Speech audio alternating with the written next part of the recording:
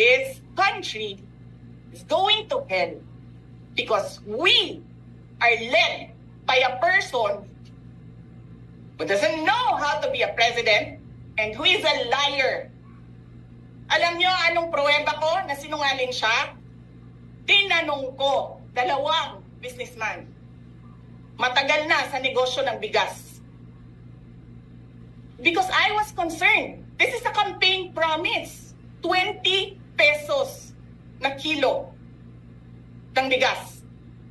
And so, I really sat down and talked to a businessman. Sabi ko, sabihin mo sa akin kung magagawa ba yung 20 pesos. Sabi niya, hindi. Napaka-imposibleng gawin yan. Because more than 20 pesos